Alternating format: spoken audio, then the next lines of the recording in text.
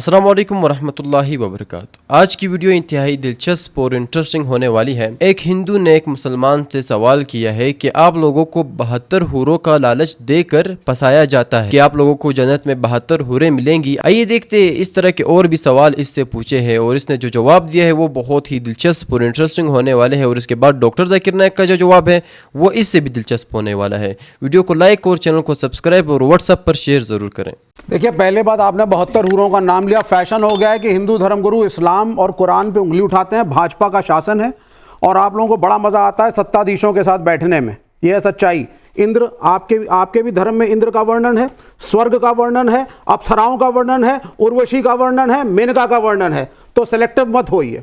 मैं वो आपका नहीं तो विवेक जी, आपको कब ये कहा गया जी कि अगर आप कोई कथित रूप से अच्छा काम करते हुए देह त्यागेंगे तो आपको अप्सराएं भोगने के लिए मिलेंगी? ये कब कहा जाता है? तो स्वर्ग का कांसेप्ट है हिंदुइज्म में या नहीं है? नहीं, स्वर्ग का कांसेप्ट आपको ये कहा जाता है, आपको इस्लाम का क्यों उंगली उठाते हैं? 72 हूरें मिलेंगी। नहीं, इनको किसने ऑथराइज किया? लेकर जा रहे हैं। नहीं, सुनिए, आप उनको जस्टिफाई मत करिए। नहीं, मैं जानना चाहता हूं। मैं बता रहा हूं, अगर एक हिंदू धर्मगुरु, आप अपने बारे में बात करिए।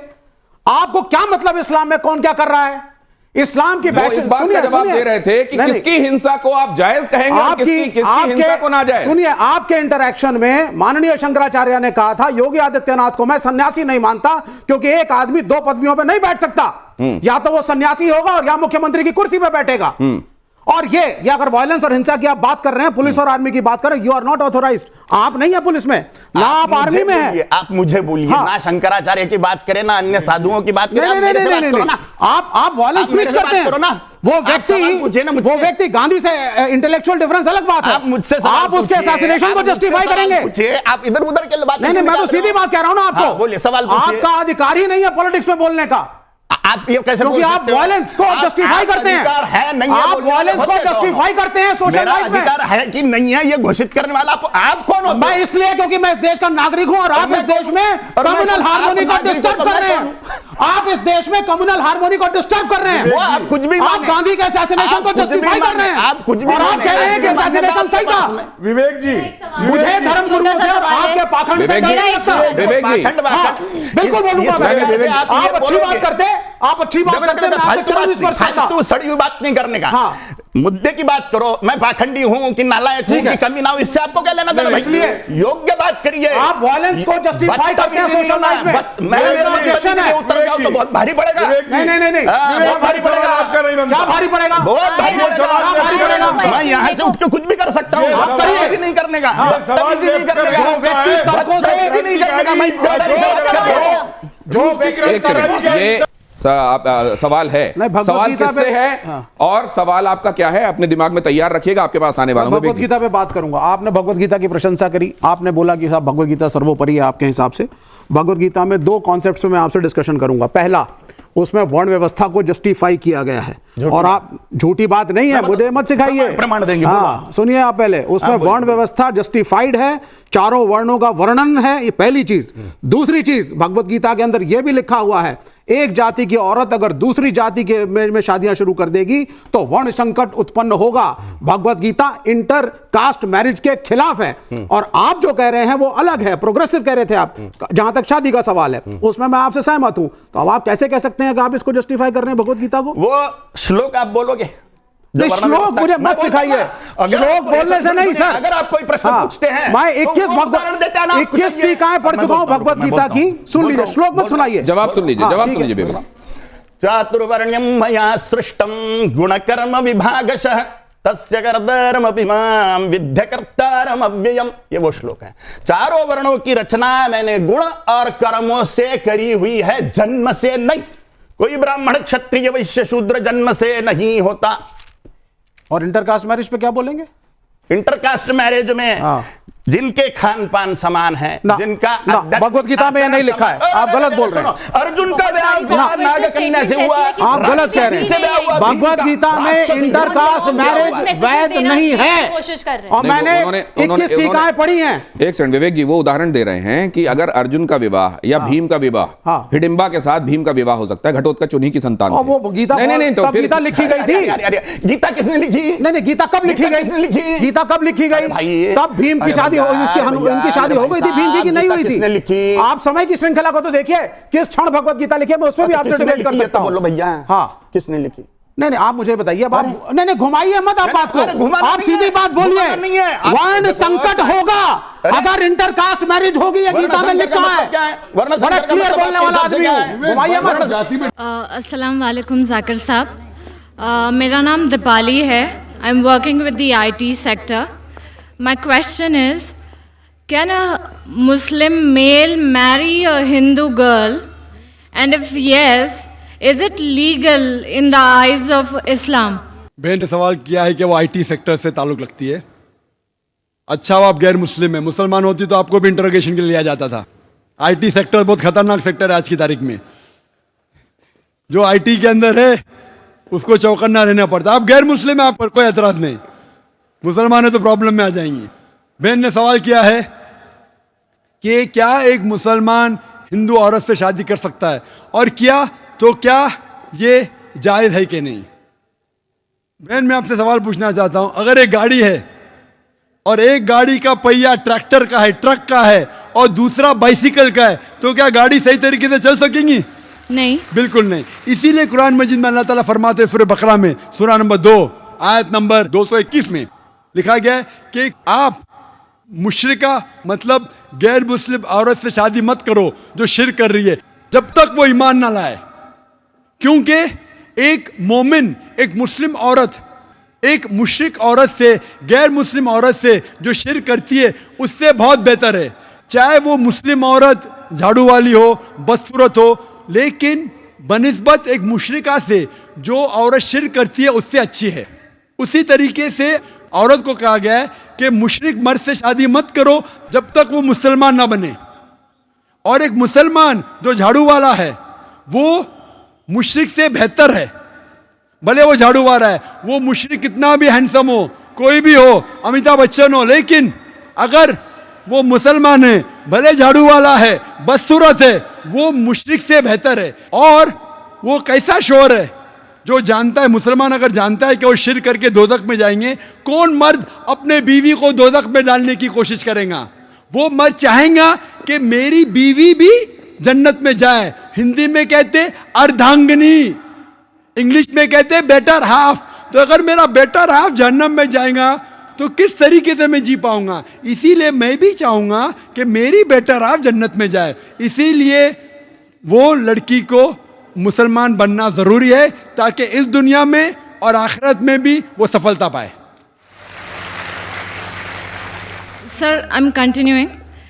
तो अगर एक हिंदू लड़की इस्लाम को एक्सेप्ट करती है, then a Muslim male can marry her, is that right और रॉन्ग?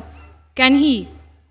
जैसे मैं फरमाया, कुरान मजीद में लिखा है कि अगर वो मुशरिक मुस्लिम बन जाती है, if that non Muslim accepts Islam, तो जायज़ है। लेकिन इस्लाम के लिए एक्सेप्ट करना चाहिए, सिर्फ नाम के लिए नहीं।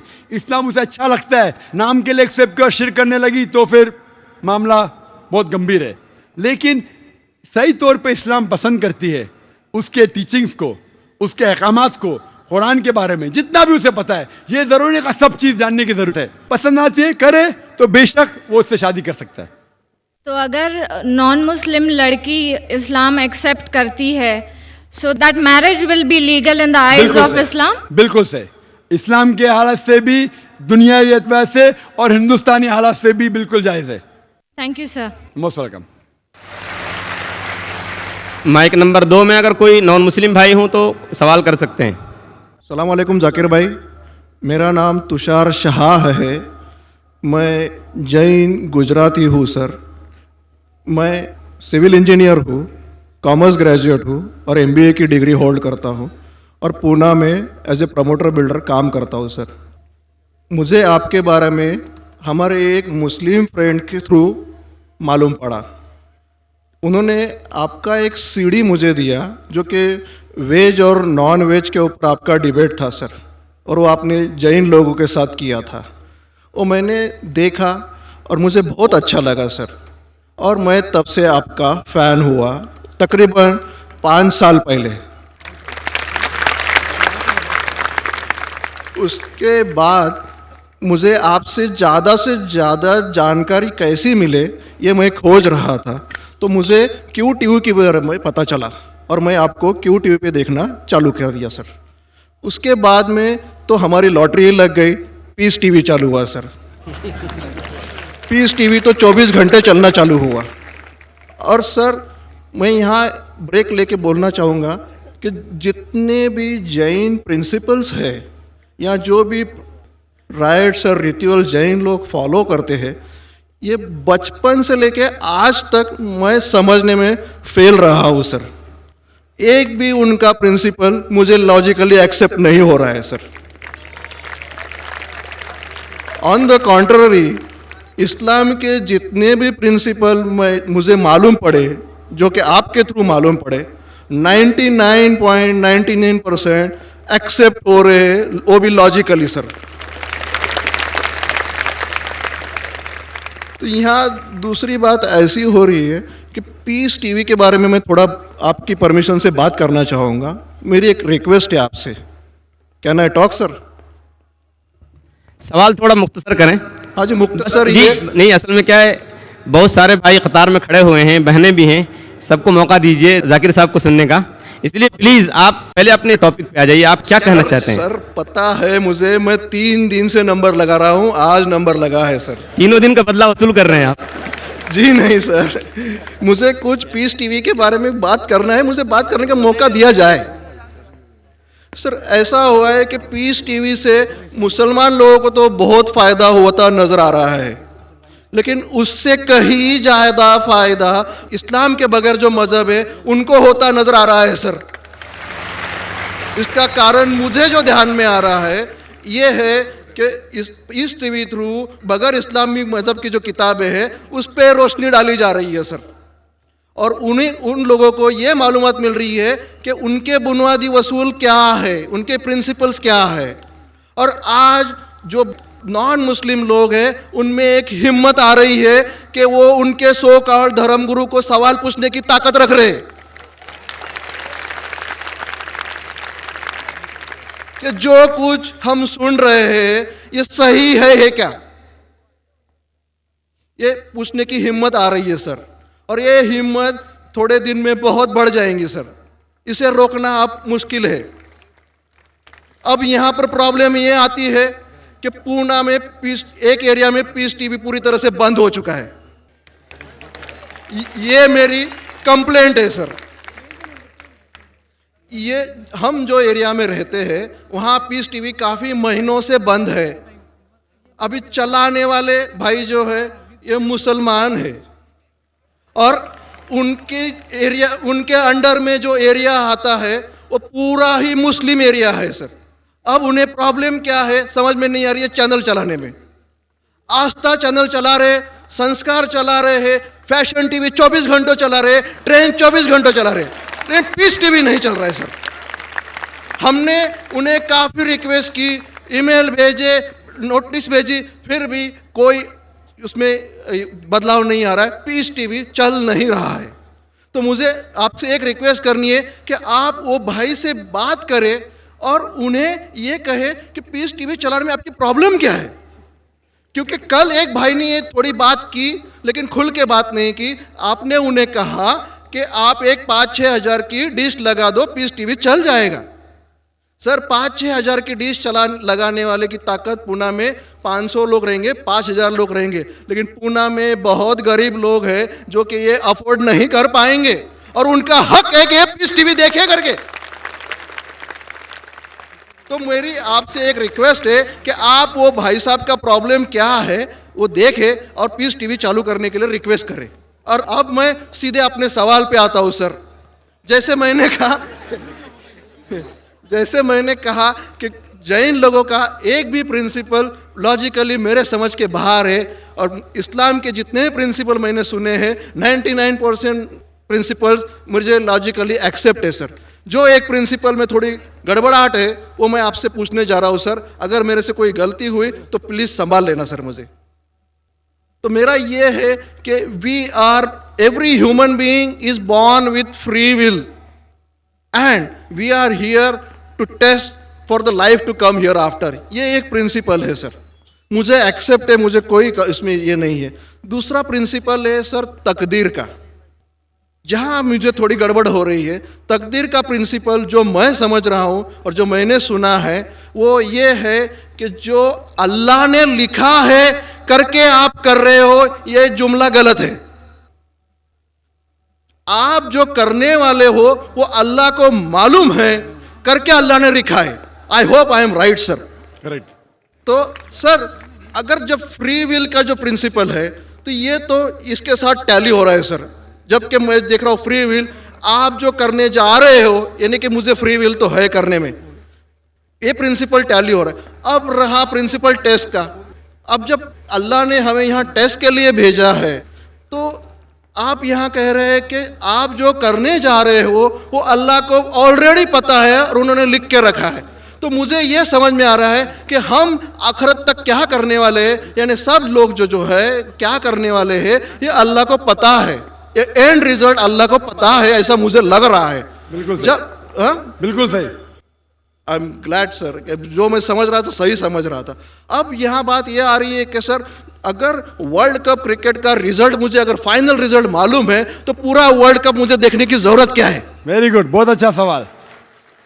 लगता है कि आप बहुत पीस टीवी देखते हैं माशाल्लाह। काफी देखता हूँ सर। आपने जिस तरीके से तकदीर को शॉर्ट में कहा, यस सर, बहुत कम मुसलमान यहाँ कह पाएंगे। मुसलमान को भी ये प्रॉब्लम है तकदीर क्या है, मैच करने का कि फ्री विल एंड तकदीर बहुत कम मुसलमान कह सकते हैं। और आपने इतने बड़े मजमे में कहा, मैं आपको कांग्रेचुलेट करता हूं। Thank you sir. आपका आखिरी सवाल था कि अगर अल्लाह को पता है। Sir I have not yet finish my question sir, please जल्दी। हाँ जी हाँ जी हाँ जी सर, ये तो एक पार्ट था क्वेश्चन का। दूसरा पार्ट ये है कि अल्लाह को जब अगर मैं तो बनिया हूं सर, मुझे मालूम पड़ा है कि इस्लाम एक्सेप्ट करके मुझे स्वर्ग मिलेगा या नर्क मिलेगा, कुछ न कुछ तो मिलना पक्का है। अब ये सब खेल में अल्लाह को क्या मिल रहा है ये मैं जानना चाहता हूं सर। बहुत अच्छा सवाल। ये दूसरा सवाल है मेरा। और तीसरा, दोनों सवाल का जवाब दूंगा, तीसरा मत पूछिए सर शॉर्ट है, शॉर्ट ये, नहीं तो लोग मुझे कहेंगे कि मैं ना इंसाफी नहीं नहीं इसी कनेक्टेड है सर, इसी से कनेक्टेड है। और सिर्फ आउट ऑफ क्यूरियोसिटी पूछ रहा हूं, आप देना चाहे दे सकते, नहीं देना चाहे नहीं दे सकते। सर हमारा फैसला कैसा होने वाला है ये तो मुझे पता चल गया कि डूज और डोंट्स कुरान में लिखे, फॉलो करो आपका फैसला हो जाएगा। लेकिन जो जानवर एनिमल्स जो है, एलिफेंट्स, ये जो भी जानवर है, इनका फैसला अल्लाह कैसे करने वाले हैं ये मुझे जानने की क्यूरियोसिटी है। आप देना चाहे दे सकते हैं। तीनों जवाब दूंगा, मुख्तसर सा दूंगा। आपने बिल्कुल सही किया तकदीर के बारे में। आप पीस टीवी देख रहे हैं, वहां से मालूमात सही मिली। आपके जो 3 सवाल थे, पहला सवाल था अल्लाह जब जानता है ये सब होने वाला है तो ये खिलवाड़ क्यों होता है ना, कठपुतलियां। जब अल्लाह ताला सब जानते हैं तो हम लोग क्यों ये रचा रहे ड्रामा, डायरेक्ट क्यों ना मुझे जन्नत में डालता है, डायरेक्ट क्यों ना दोज़ख में डालता है। बहुत अच्छा सवाल। सबसे पहले ये सवाल कि अगर अल्लाह सुब्हाना व तआला आपको बोलेगा अच्छा ये आदमी अच्छे काम करने वाला है इसको जन्नत में डाला, ये आदमी बुरे काम करने वाला है दोज़ख में डाला, और डायरेक्ट अगर दुनिया में आने के बिना जन्नत में डालेगा, दोज़ख में डालेगा, जन्नत में वाला तो एतराज नहीं करेगा, दोज़ख में डाले वाला कहेगा आप मुझे दोज़ख में क्यों डाल रहे, मैंने क्या गुनाह किया। अल्लाह ताला कुरान में ये लिखा है आखिरत के दिन में आप अल्लाह से ये नहीं कहेंगे क्या वो नाइंसाफी कर रहे, आपके जिस्म आपके खिलाफ गवाही देंगे, आपके फेवर में गवाही देंगे, आपके आंख, आपके हाथ, आपके हर जिस्म के अंग अंग आपके फेवर और खिलाफ में गवाही देंगे। आपके आगे सब कुछ स्पष्ट रहेगा। तो आप अल्लाह से ये नहीं कहेंगे कि आप मुझे दोज़ख में क्यों डाल रहे, आप कहेंगे मुझे और एक मौका दो। अल्लाह कहेगा टेस्ट खत्म हो गया है। अगर डायरेक्ट आपको दोज़ख में डालेंगे तो आप कहेंगे अल्लाह ने, मिसाल के तौर पे अगर टीचर जानता है कि ये स्टूडेंट को फर्स्ट आने वाला है, ये स्टूडेंट फेल होने वाला है, अगर डायरेक्ट बोलेगा नो टेस्ट, आपको पास किया आपको फेल किया, पास करने वाला एतराज नहीं करेगा, फेल करने वाला बोलेगा अरे आपने फेल क्यों किया मुझे, अरे आप तो बुद्धू है आपको, लेकिन फेल क्यों किया, इसलिए टेस्ट लेता है। अल्लाह ताला जानता है लेकिन आप उस पर एतराज नहीं किया आखिरत में, इसलिए टेस्ट ले रहा है। नंबर 2, अल्लाह को फायदा क्या है। अल्लाह को शैतान ने उसको चैलेंज किया था कि मैं तेरे बंदे को भड़काऊंगा, चैप्टर नंबर 7 में लिखा गया है। तो अल्लाह कहता है कि मेरे बंदे को तू भड़का सकेगा ही नहीं, जो मेरे बंदे ने उसको भड़काएगा। इब्लीस कहता है मेरे पनिशमेंट को डिले करो, गिव मी रिस्पाइट, अल्लाह डिले कर लेता है। अल्लाह क्यों कर रहा है? क्योंकि अल्लाह ताला के लिए इंसान सबसे बेहतरीन मखलूक है, बेस्ट क्रिएशन। बाकी creation don't have free will, इंसान को फ्री विल है, तो ये सबसे बेहतरीन क्रिएशन है।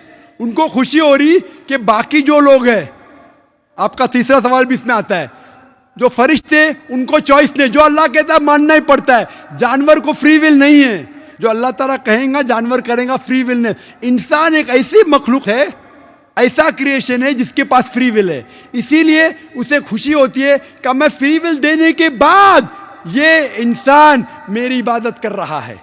Answer number 2। आंसर नंबर 3, ये टेस्ट जानवरों के लिए नहीं है। जानवर के लिए टेस्ट नहीं, सिर्फ इंसान के लिए और जिन के लिए। जानवर अगर किसने भी कोई गलत किया, एक जानवर ने दूसरे जानवर के खिलाफ कुछ सिंग मारी, तो आखिरत के दिन पे उसका बदला लिया जाएगा और उनको खत्म किया जाएगा। इन लोग स्वर्ग और नरक में नहीं जाएंगे। इंसान सबसे बेहतरीन मखलूक है, सबसे अच्छा क्रिएशन है, सिर्फ वो जन्नत या दोज़ख में जाएंगे। और सवाल के पहले जो आपने पूछा था कि वो मुस्लिम ऑपरेटर पीस टीवी नहीं दिखा रहा है, हम क्या करें? आप बिल्कुल सही कह रहे हैं कि मुसलमान से ज्यादा गैर मुसलमान को फायदा हो रहा है, इसलिए वो मुसलमान टेलीविजन नहीं दिखा रहा है। और मैं कहता हूं ना, कुछ लोग नाम के मुसलमान रहते, पैसे के रहते, वो बाकी चैनल शायद उन्हें पैसा देते, हम किसको पैसा देते नहीं। हम ना पैसे से किसी को खरीदते, ना किसी को इस्लाम फैलाते, ना चैनल को पैसा देते। गॉड टीवी जो क्रिश्चियन चैनल है, इंडिया में हर साल 28 करोड़ रुपीस है, 28 करोड़ सिर्फ केबल ऑपरेटर्स को पैसा देती है। 28 करोड़, 28 करोड़, वो बजट भी नहीं, सिर्फ इंडिया में दिखाने के लिए। हम पीस टीवी बोलते हमारा अमन का टीवी, हम आपको 1 रुपया देंगे नहीं, दिखाने का दिखाओ, नहीं दिखाने का मत दिखाओ। तो ये लोग पैसे के पुजारी, अब्दुल्ला ने अब्दुल रुपया है, ये मुसलमान हो ही नहीं सकता, जो भी है, मैं जानता नहीं कौन है। और आपको सजेशन, आप क्या कीजिए, बॉयकॉट करो उनको, बॉयकॉट करो। आप पर्चा निकालो, जो पीस टीवी नहीं दिखाता है हम केबल टीवी नहीं लेंगे। मैं जानता हूं कि बहुत से गैर मुसलमान केबल टीवी पे पीस टीवी दिखाते, जो केबल टीवी ऑपरेटर, मुझे पूना से कहा गया है, बहुत से गैर मुसलमान दिखाते। ये लोग सिर्फ नाम के मुसलमान हैं।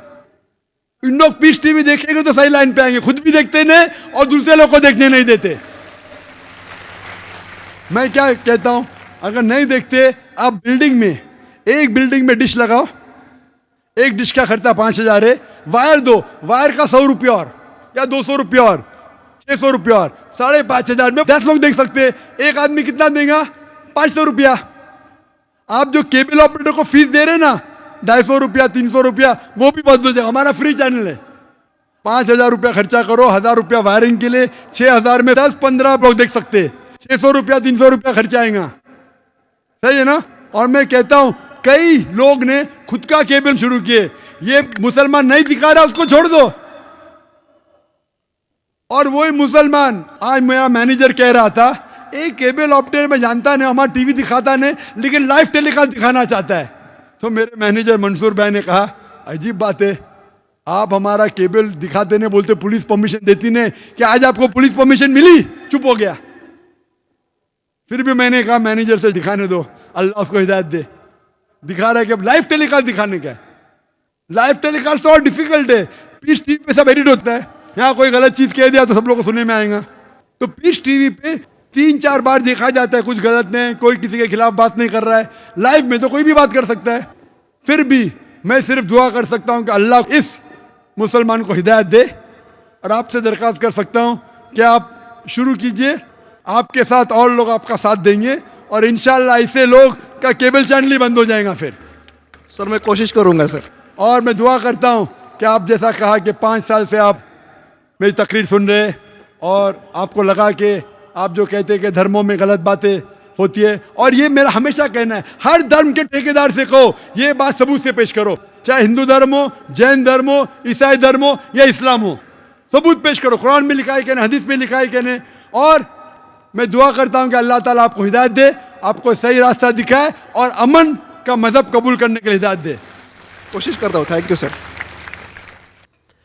तो दोस्तों ये रही हमारी आज की वीडियो। उम्मीद है कि आपको पसंद आई हो। इस तरह की दिलचस्प और इंटरेस्टिंग वीडियोस देखने के लिए हमारे चैनल को सब्सक्राइब और इस वीडियो को लाइक और शेयर ज़रूर करें। आपके जहन में कोई भी सवाल हो हमारे चैनल के हवाले से या डॉक्टर जाकिर नायक के हवाले से या किसी टॉपिक पर आपको वीडियो चाहिए, आप कमेंट सेक्शन में बताएं, हम आपको जवाब देंगे और वही कंटेंट आपके लिए अपलोड करते रहेंगे। और दोस्तों शुरू में जो उस हिंदू और मुसलमान का डिबेट था, उम्मीद है कि वो भी आपको पसंद आया होगा और डॉक्टर जाकिर नायक का जो जवाब था वो तो इससे भी दिलचस्प था। उम्मीद है कि वो भी आपको पसंद आया हो। अगर आप इस तरह के और दिलचस्प वीडियोस देखना चाहते हैं तो हमारे चैनल को सब्सक्राइब करें और साथ में वो जो बेल नोटिफिकेशन है उसको ऑन करें ताकि हर वीडियो का नोटिफिकेशन आपके पास आए और आपसे इस तरह के दिलचस्प वीडियोस मिस ना हो।